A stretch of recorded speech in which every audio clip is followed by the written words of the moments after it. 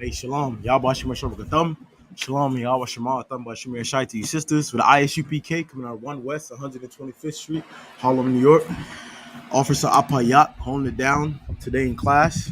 Saying Thursday class, scripture breakdown. Today's class, we're going to be talking about the truth of the matter, right? The truth of the matter.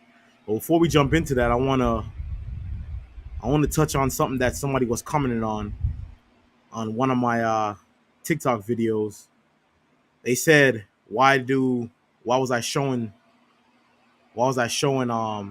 white people kissing boots, right? It was obviously an Israelite that loved so-called white people. They wanted to know why was I having white people kissing like our boots, and how that's not in the Bible and how that's wrong.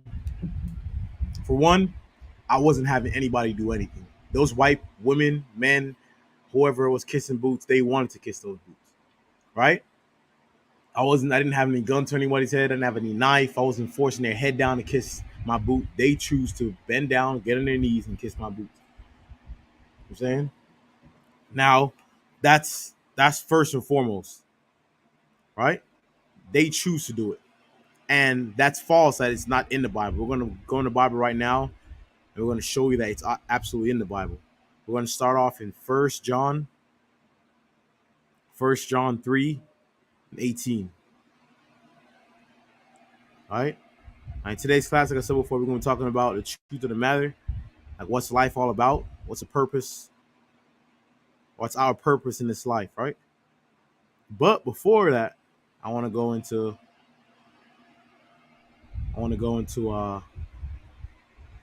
First John and comment on something that somebody else comment on. First John 3 and 18 says, "My little children, let us not love in words, neither in tongue, but in deed and in truth." The Most High is telling the children of Israel, right? Like, this is how you know this is true love. True love is not something that you can like. True love is not something that you could say. It's not a feeling. The Most I tell you right here, let us not love in words. Anybody can say I love you, right? You have to. Love is an action.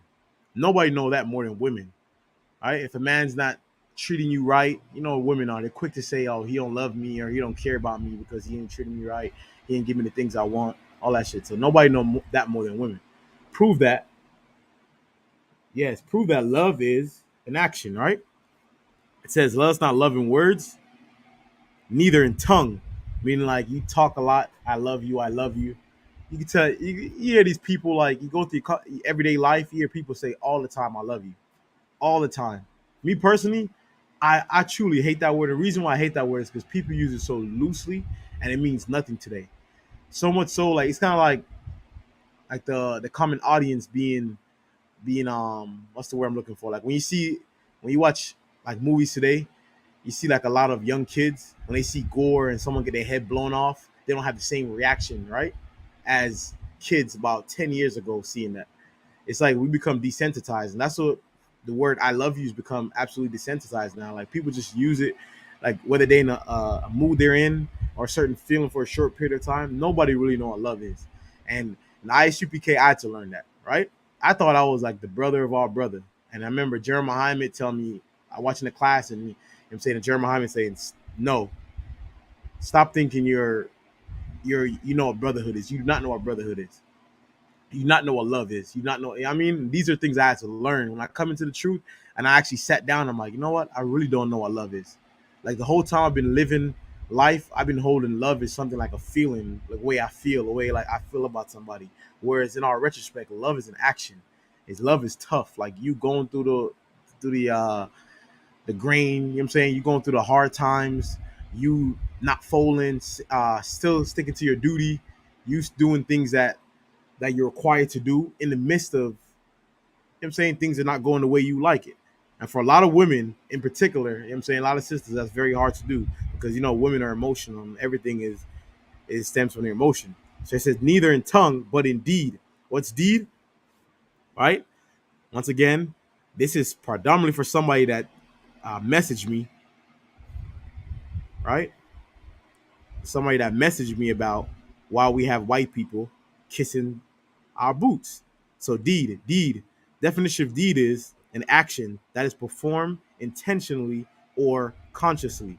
Doing good deeds. It's a similars are action, activity. Meaning it's something you do. It's not a feeling, right? So the most I say, but in deed and in truth. So I'll read it from the top again. John 3:18. My little children, let us not love in words, neither in tongue, but in deed and in truth. So now that we know that, right? The reason why I brought that up is white people can say they love black people like all the time. Like I said before, we say today, and white people are the reason why a lot of black, Hispanic, and Native Americans say it. We become so desensitized to it. Like it really means nothing to us because it means nothing to white people, right? How do you know it means nothing to them? White people say they love black people, right? Let me show you how much they love black people.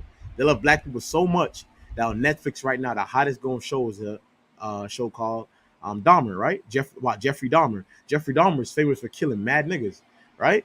So if you love black people, why would you glorify a serial killer that's known for killing black people? But these are the same people that tell us they love us. Let me give you an example. So would they make a movie about Hitler? Those Jewish people? I'm telling you, Netflix would go down the same day. In that same day, the whole Netflix franchise would go down if they made a Jewish movie glorifying Hitler. That proves that they do not love us because they do not show in deed, right? In action. The action don't show that. So the Most High is telling us is, how do you love? You have to love in deed. Now let's jump to Isaiah 49 and 23. Isaiah chapter 49,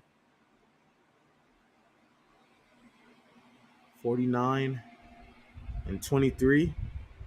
Now let's get to the cream of it, right? So once again, we're talking about boo kiss, right? They say that why am I having white people kiss my boot and kiss the brother's boot in the UPK? I already told you I'm not having them do anything. They're doing that in their own accord, right? I'm not forcing them. Most I said to love in deed, right? White people can say they love you, but they have to love it in action. So this is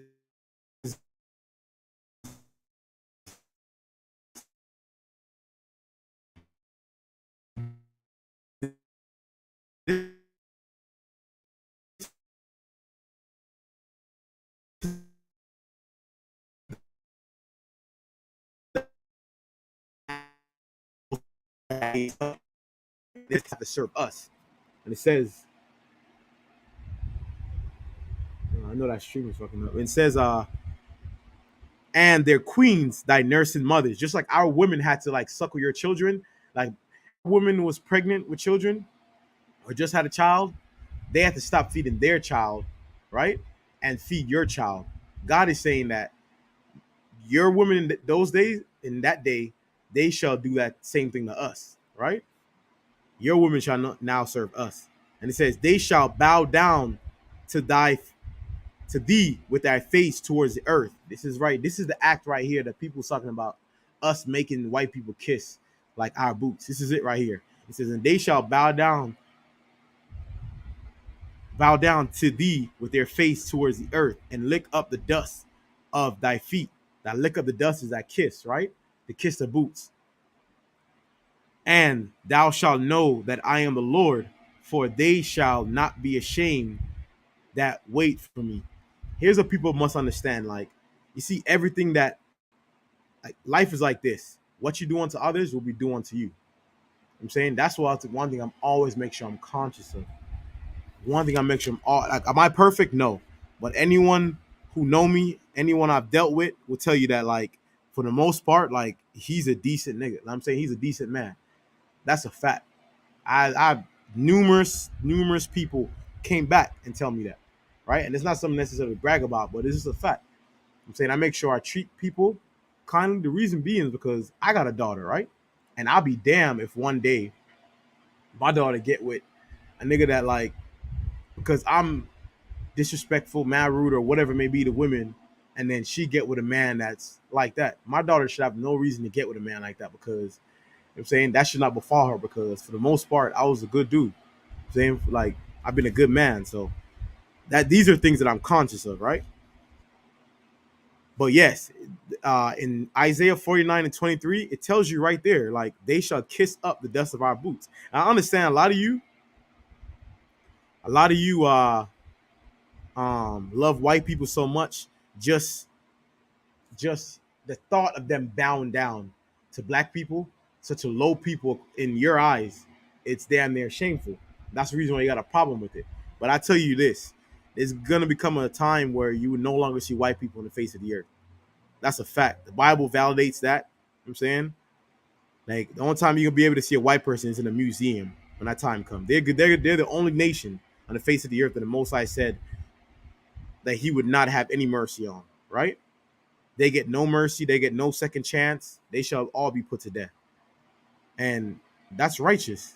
That's absolutely righteous. You mean to tell me that, for one, the number one killer in the earth is the so-called white man? That's a fact. Jeffrey Dahmer proved that. I don't care how many, and I know some very dangerous men coming up, Israelite men coming up, right?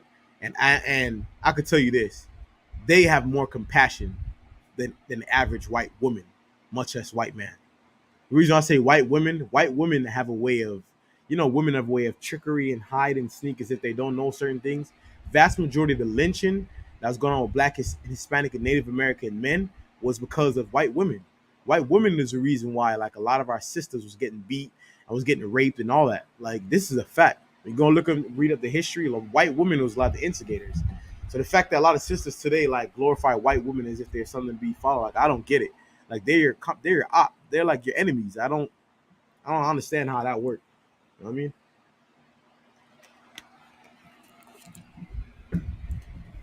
So let's go to Ezekiel 12 and 13. Ezekiel 12 and 13. Let's jump right into it. The conclusion of the matter.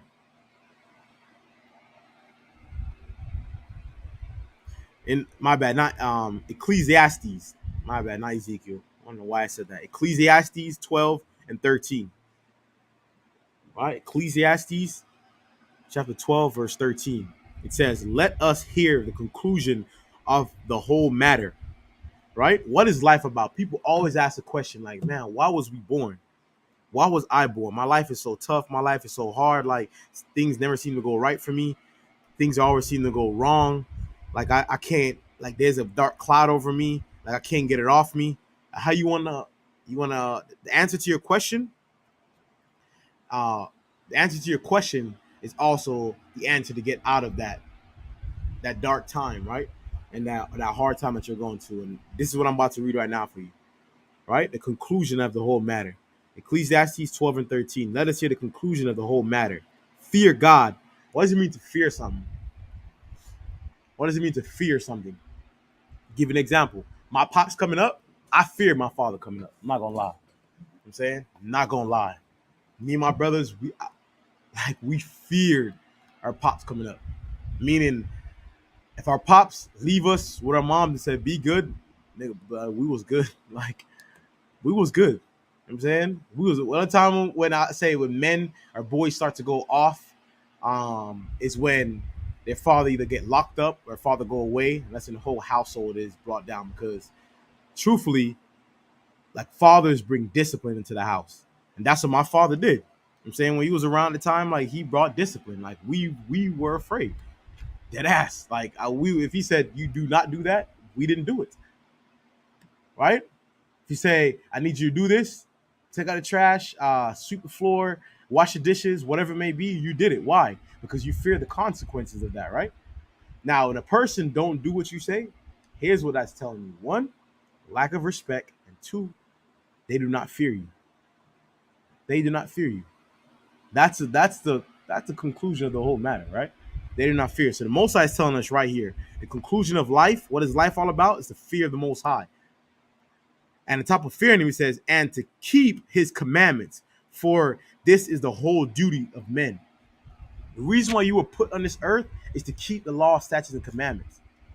Imagine like this. Like I said before, my favorite show of all time.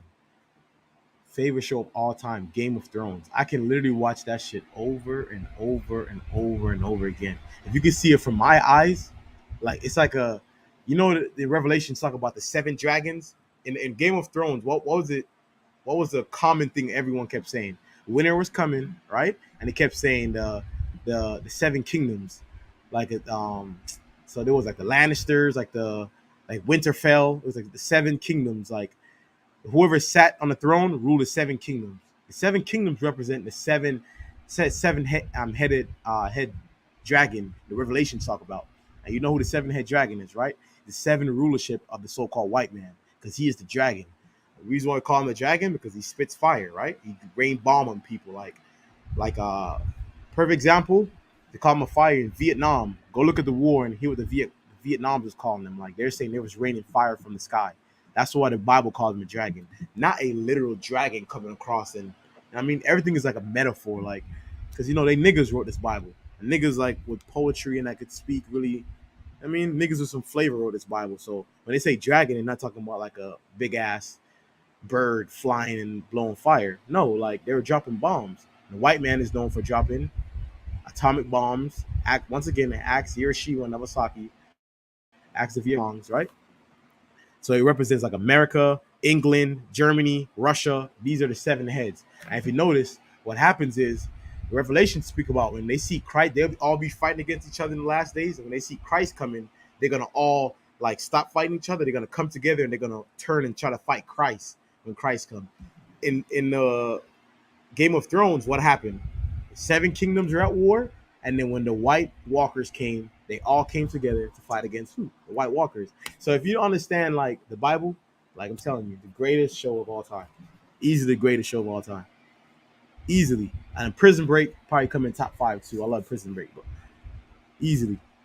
So it says, "What's the conclusion of the whole matter?" I read it again. Let us hear the conclusion of the whole matter. Fear God. I'm saying you definitely want to fear the Most High, because the Most High can make your life a living hell, absolute living hell. You want to know why babies are born deformed and babies are born to like a child molester as a parent or whatever it may be? Like literally know what that baby did in the last life. I'm saying most of the time it's what the parents did or what that child did in the last life. That's why you were born to certain conditions. The Bible tells you that, right? Reincarnation is very real. Whatever you do in this life, if you die, there's no way getting away from it.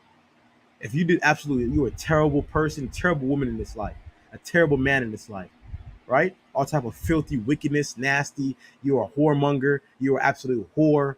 You a loudmouth. You don't listen. You a man. You murder. You molest people, women. You know what I'm saying? You all children, all that shit. Just expect to be born in a second life in absolute terrible condition. The most like there's no way of getting away from this, right? That's what you want to fear the Most High, man. It said, "Fear God and keep His commandments, for this is the whole duty of men." All right, we're gonna go to Proverbs 21 and 21. Proverbs 21 and 21. So how long are we going for? 10 minutes. Proverbs 21 and 21 says, "He that followeth after righteousness and mercy findeth life, righteousness and honor." Here's what people don't understand. Like when you're going through life, you do not want to be somebody that's, whether a man or a woman, you don't want to be somebody that's one, like you can't be teach, right? You're somebody that there's no way of teaching you something. You're like you're a man or a woman. There's no humbling you, right? The Most High absolutely hates that. Proverbs speak all about that, right? A stiff necked woman, a woman that's stiff necked, I mean, you can't tell her nothing. Like she walks by her own bell, she do what she wants to do. Like that is an absolute, I mean, an absolute, right? That characteristics is downfall is coming. Absolute downfall is coming. The Most High absolutely hate that. In fact, that's one of the things that he speaks all throughout the Bible. He hates a stiff necked woman. If you go look at that up, a stiff necked woman, right? When she can't be told what to do, or a stiff necked man, right? He has this man. He has absolutely no honor, right? He eats what he wants. He drinks what he wants. He sleeps with whoever he wants. I hear a nigga tell me like, "Oh man, y'all crazy. Y'all UPK guys crazy. Me, you don't have sex with white women, man. Y'all don't know what y'all missing out on, man. I have sex with everything. You know who also have sex with everything? A dog. A man like that is regarded as a dog. The Bible tells you that. I'm saying you want to be a man of like of honor and respect. Meaning tell me like you put your penis in everything. I mean a white woman, Asian, East Indian, you just laying with anything. I'm saying like no, in the UPK we only mess with Israelite women, right? On the Israelite woman, I'm telling you when I ain't gonna get into that, right? But a man back to it, but a man that cannot be told what to do, cannot take orders.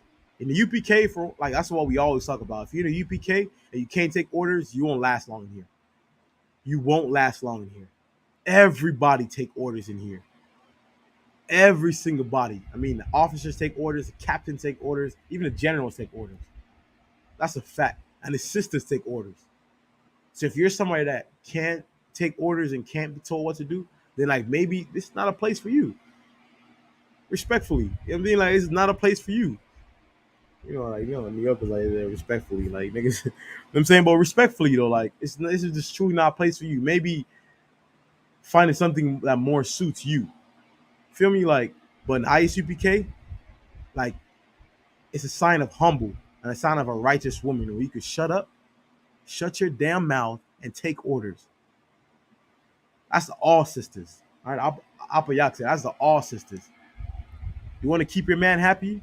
You want a man? Shut up. Shut your mouth. That's what you can do. Shut your mouth. And I promise you, he's gonna be happy with you. I know. Right? We go to Psalms 111 and 10. Psalms 111 and 10. I would say with this about Psalms though. So I've recently started reading Psalms, and I'm surprised at Psalms, man. Like the whole Bible's good, you know what I mean? But Psalms is a lot of like Psalms give you the like Proverbs give you wanna how can I say this? The fear of the Lord, the beginning of wisdom. Proverbs start off by saying that, right? Proverbs kind of give you discipline, right? And then Psalms kind of give you how to live your life, how to walk in that discipline, if that makes sense. You know what I'm saying? That's what Psalms give you. Psalms give you step by step, like dumb it down for you. Like, how do you live your life this way? This is how you should live your life. Proverbs gives you discipline. You know what I'm saying? So we're gonna be at Psalms 111 and 10. It says, the fear of the Lord is the beginning of wisdom. A good understanding have all they that do his commandments. His praise endureth forever. A person with good understanding is those that keep his commandments. I promise you this. I promise you, once you start keeping the law, statutes, and commandments, it's one thing I noticed about the UPK, like I said before. Like anyone know my backstory, I didn't believe none of this. I did not believe none of this. I fought when I first heard this truth. I was like, these niggas is racist. They liars. They ain't. That's how my first reaction to it was. I rejected it wholeheartedly. So much so. One night, I rejected it heavy. A guy was telling me, I was like, man, I don't want to hear none of that shit. Like I rejected it so heavy. By midnight come, I'm hanging out. By midnight come, I was almost put in the grave. Dead ass. To come so close and dodging that. I'm saying that's when it hit me like yo, I can't maybe like maybe I should really listen to what they saying, and I shouldn't take this to be like just anything. And I started keeping the law, statutes, and commandments, and my whole life changed. You're gonna realize that. I mean, just the way you feel, like the way when you wake up, you're gonna feel better rested. Like all that anxiety you have, depression you have, all that goes away once you start keeping the law, statutes, and commandments. I promise you, once you start praying, keeping the laws, statutes, and commandments, all of this goes away.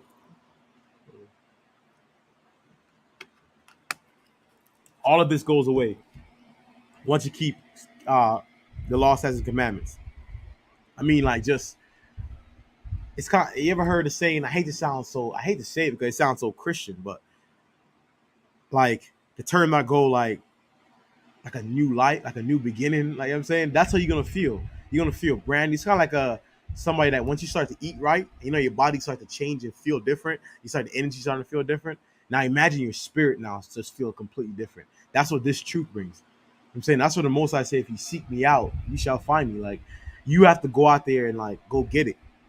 I can't say it enough to people. Like, if you a man, especially if you a man out there, there's no way to sit around and wait for shit to be handed to you.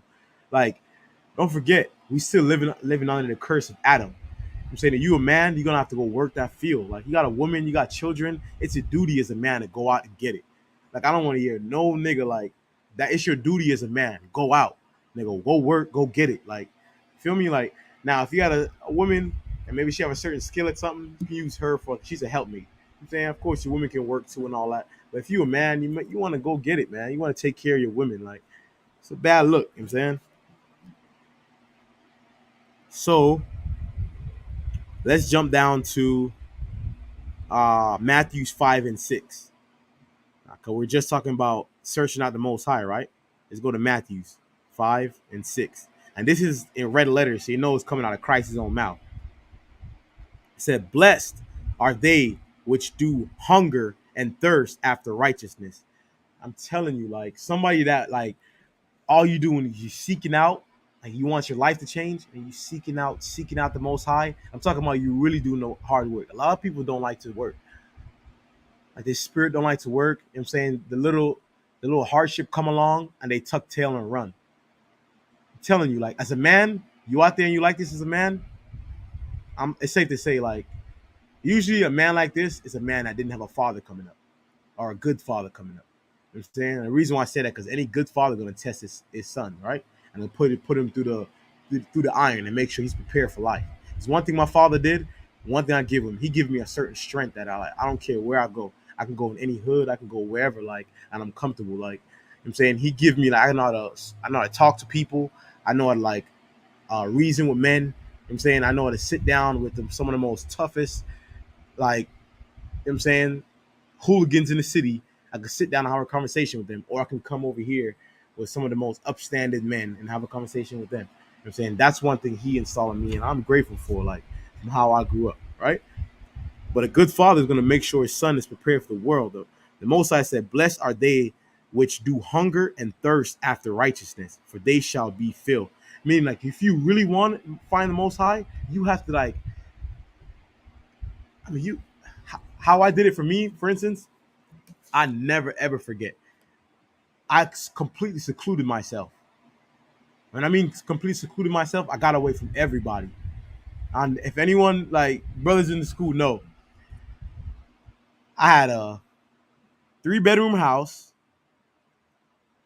That's the time when shit was like mad cheaper, right? Like paying like it was 1,200 or some shit like that, like 1,100 something like that.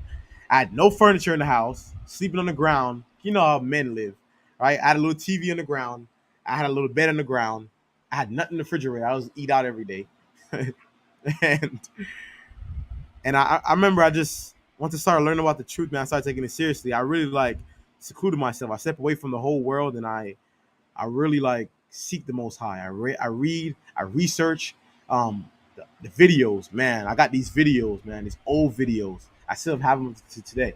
I'm rewatching them again today because it brings me back to like humble beginnings, right? I was watching the videos, I was studying, I was reading. I even, yes, cry. I could. Those are I probably the last time I ever cried is because of that. Coming to the truth, like I even cried because some of the things I did and me reading the Bible and I knew it was wrong. Like I was even crying for those, and like I prayed every single day, like just cried, prayed, like fast, cried, prayed, fat, like just eat. I'm telling you, and the Most High answered my prayer, and I was, you know what I'm saying, now I'm here. Like, but you have to do the work. Anything in life you're gonna have to work for, man. If it's important to you, you're gonna have to work for it, right? And it says, verse 4 says, "Blessed are they that mourn, for they shall be comfort." I mean, if you're a blessed person and you're mourning, Most High will be there for be there for you when you know what I'm saying, you need comfort. 5 says, "Blessed are the meek." Once again, you have to be somebody that's absolutely humble, humble as hell. The only way you come into the ISUPK, you have to be born again. I mean, born again as a child, a baby. You have to be willing to open your horizon to everything, everything. Right? That's honestly the only way, because your way of life have not been working for you. Obviously, because look at your life has turned out. Obviously, this shit has not been working for you. Like, let's be honest, right? So it says, "Blessed are the meek, for they shall inherit the earth." And it says, verse 6, I'll read it again. It says, "Blessed are they which do hunger and thirst after righteousness, for they shall be filled." Blessed are the merciful, for they shall obtain mercy. You're somebody that's willing to forgive people. I'm saying you're willing to, somebody did you wrong and you want to forgive them. Here's what the most I look at that as. Most I was like, wow, she can do that. Cause this woman did her wrong. Might be your father, right? Your father did her wrong. Your mother did him wrong. You know what I'm saying? Like his mother did him wrong. His father did him wrong. You know what I'm saying? It might be his sister, cousin, or whatever, his uncle did him wrong or her wrong. If you're willing to forgive that person, I promise you, you're all this blessing is gonna be like, once again, it sounds Christian, all this blessing is gonna be poured on you. And the Most High is gonna take care of your enemy. Believe me, if you're righteous and you're humble, and the Most High see that you forgive him, you know what the Most High is gonna say is, like I won't. Like he can forgive him. You doing the right thing, my daughter or my son, but I won't forgive him. And the Most High is gonna take care of it for you. And that's what you want. You want the Most High to fight in your battles. I'm saying I can't tell you how many times like certain things happen to brothers in the school. I mean, like gruesome things happen to like close call of brothers in the school, and the brothers that forgive them. Now, I mean, I don't forget. You know what I'm saying? Like that was my brother. I don't forgive him per se, but the brother did what was right. He forgave them. And that's why, like, Most High will always look upon the meek. You want to be somebody that's meekful, man, and like somebody that's kind-hearted, meekful. It goes a long way. We get a couple more. Let me get Exodus 15 and 26. Exodus 15 and 26. Exodus chapter 15. Oof. 15. What did I say? 26. Yeah, I think it's 26. Is it 26? I think it's Exodus 15 and 26. Yeah, it is. And it says, and said, if thou wilt diligently hearken to the voice of the Lord thy God, and will do that which is right in his sight, and will give ear to his commandments, and keep all his statutes, I will put none of these diseases upon thee, which I have brought upon the Egyptians, for I am the Lord that healeth thee. Don't forget what the Most High says. The Most High said to the Israelites, no longer shall they remember me for Egypt. Most High is saying that at one time, what happened to Moses and the Egyptians, that was talked about all throughout the earth. The Most High said he won't be remembered for what happened in Egypt anymore. It's going to be remembered for what happened in America, the North. You can pull up, which I'm gonna pull up for you guys next. When he pulls us out of North America and destruction he's going to do to America, the Most High is saying that he's going to be remembered for that. The reason why I'm bringing that up is because in Egypt, all the plagues that was going on, right? That the Most High started bringing up on Egypt. A lot of the Israelites that was keeping the law, statutes, and commandments, none of that touched them. And the reason I did that touched them because they were righteous and the Most High was on their side. Now we know that there's nothing new under the sun today.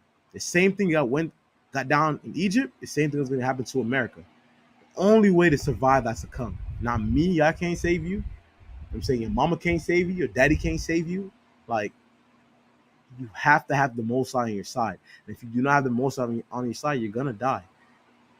You're gonna catch all these diseases. Like coronavirus is an appetizer. Like that is nothing. You know what Revelations speak about? Why you think Christians are afraid to read Revelations?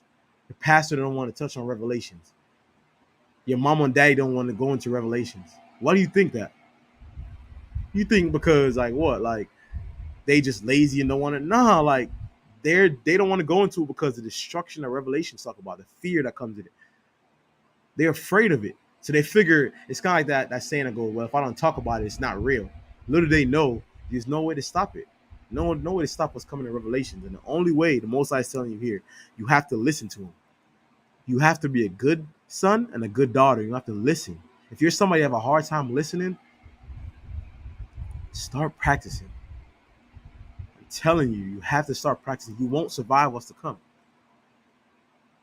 You won't survive what's to come.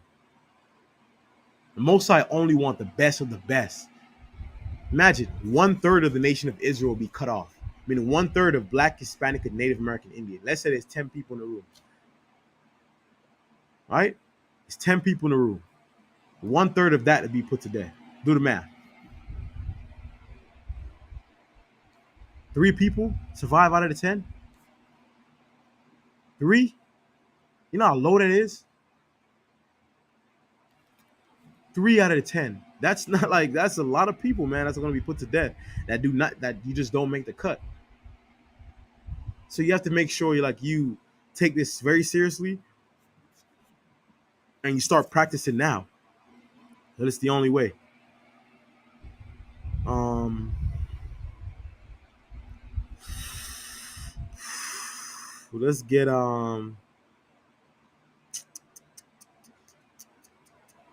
Deuteronomy 27 and 26. That's what I like. It's Deuteronomy 27 and 27 and 26. Deuteronomy 27, verse 26. Cursed be ye. Yes, this is it. Deuteronomy 27 and 26. Cursed be ye that confirmeth not all the words of his law to do them, and all the people shall say, Amen. The Most High, here's what you have to understand. If the Most High say, do not eat of this fruit, it doesn't mean like, yeah, you do not eat of this fruit off of this tree. It doesn't mean you wait till the fruit fall on the ground and you think it's okay to eat. Like now you're playing semantics. You have to do everything down to the T. I'm telling you, these are things that build discipline. You have to have discipline. Men and women today, Israelite men and women today lack discipline. That's one of our biggest problems. Men do not want to take account. Black men do not want to take any sort of responsibility. Not accountability, responsibility. We don't want to take responsibility of our women, right? At one time in the nation of Israel, if your woman did something wrong, let's say your woman stole, right? If she stole something, and with her stealing something, they bring you out in the council and say you're at fault. The man will have to take that responsibility, even though if the woman did it, because he has to take responsibility. He's responsible of that woman. Now today, black men don't want that. Black men, they rather go get a white woman. She's less problem. She's less stress. And to them, they have no worth in a black woman. She's loud. She don't listen. I'm saying all this shit that the stereotypical black woman come with. Right? So they took the tail because they little girls and they run to a white woman. She never been through nothing. That white woman ain't been through nothing. That's why she's so easier to get along with. She didn't have a daddy that wasn't there. She didn't have a mama that was on drugs. A mama that disowned her damn near. I'm saying she never had that.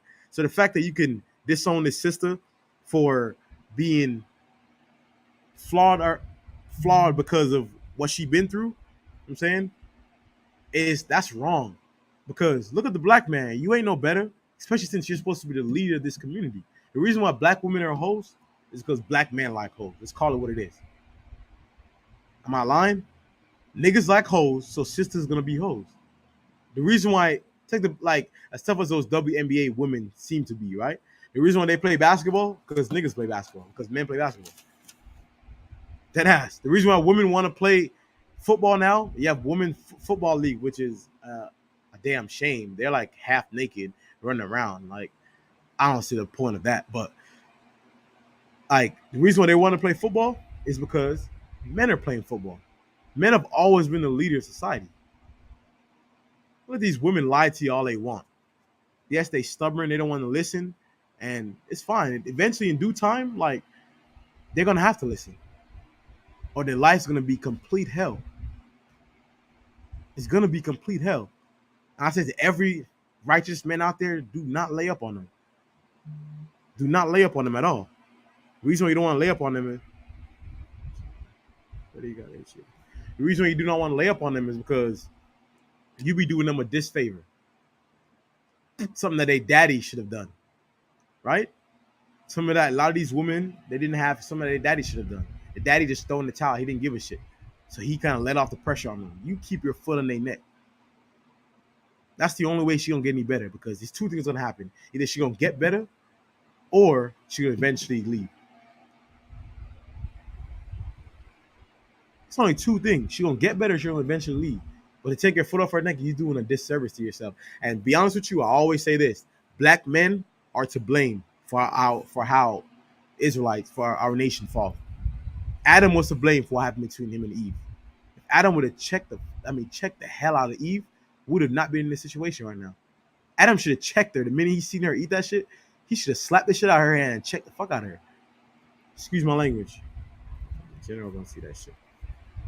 Right? He should have checked her. If he would have checked her, we would not be in this right now. Adam was weak. That's the truth. Adam was weak, and because he was weak, look what happened to all of us.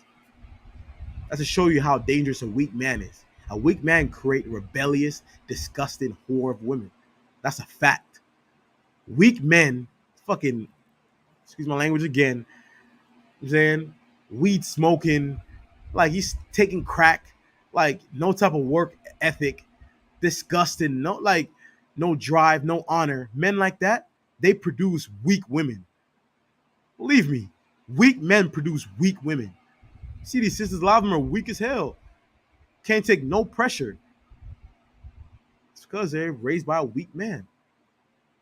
If a man at all. All right? Let's get one more.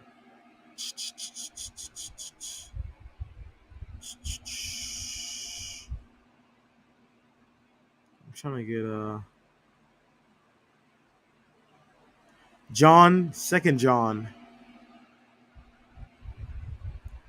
No, 2nd John 1 and 6.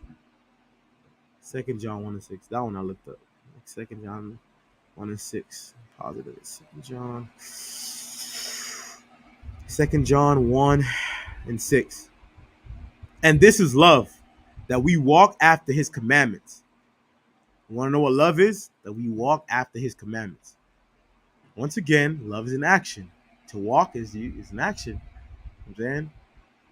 Walk after his commandments. How do you love God? You do what he say. Listen to me. You do not love God at all if you do not keep the high holy day. You do not love God at all if you are a whoremonger, if you molest children. You cannot love God at all if you're a homosexual. I hate to tell you, like, you're a homosexual, lesbian, or whatever you want to call it, they got the same energy for me. A lot of men be trying to put off on these lesbians. They're disgusting to me. Let's call it what it is. Like, homosexuals, lesbians, you do not love God. I don't give a damn what your pastor say. What the Bible says is contrary to what your pastor say. Contradicting to what your pastor say, right? You cannot love God and be a homosexual. You cannot love God and be a stripper, sis. I'm sorry. Look at the way you dress. You dress like a whore, like a harlot. You cannot love God and carry yourself that way. Can be love God and you loud mouth, like you can't be told what to do.